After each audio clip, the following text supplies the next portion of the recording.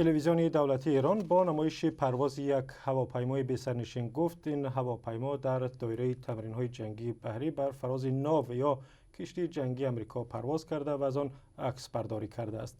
در این گزارش از روز 29 اکتبر جزئیاتی زیادی داده نشد و سپاه پنجم بحری آمریکا که خلیج فارس را از بحرین نظارت می‌کند در این باره تاکنون واکنش نشان نداده است.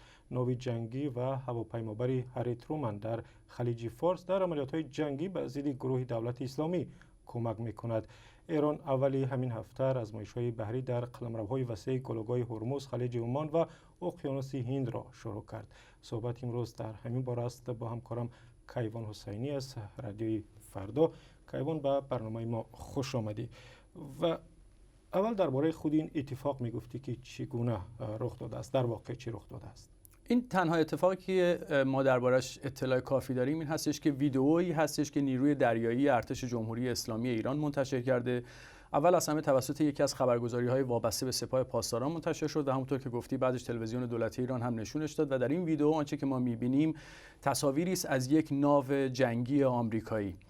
اما اینکه آیا این اتفاق واقعا افتاده یا نه اطلاعات کافی و دقیقی در دست نداریم. تا اینجای کار یکی از سخنگویان نیروی دریایی ارتش آمریکا در مصاحبه با خبرگزاری اسوسییتد پرس گفته که ویدئوهای از این دست در اینترنت بسیارند و تایید یا رد این کار برای اونها دشواره.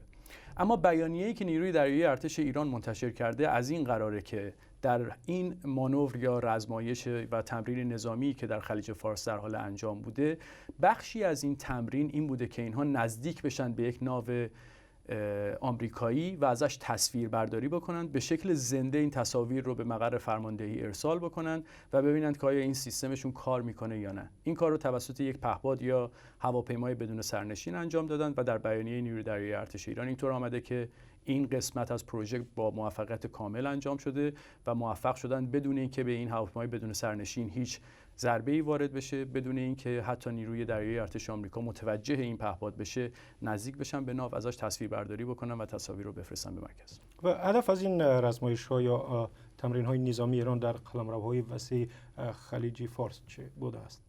به طور کلی این مانورهای نظامی و رزمایش‌ها با هدف‌های آموزشی انجام میشه در خیلی از جا. به ویژه در نیروی دریایی ارتش ایران این اتفاق زیاد میفته که میخوان تجاربشون رو به سربازان جوانتر و به افسران جوانتر منتقل بکنن.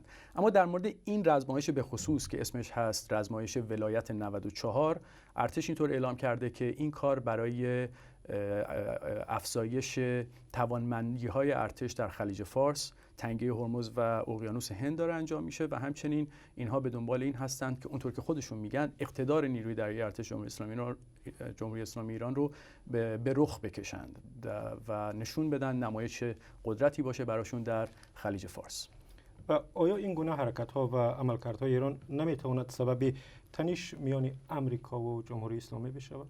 این سوال خیلی خوبیه، به خاطر اینکه توی مقطع خیلی به خصوصی داره این اتفاق میفته و در این 3 روز مدام هم یک اتفاقاتی بین نیروی دریایی ایران و آمریکا اتفاق افتاد. در روز اول این رزمایش ایران اعلام کرد که به یک ناو آمریکایی هشدار داده. امروز که روز آخر رزمایش هست، این ماجرای هواپیمای بدون سرنشین اتفاق افتاده.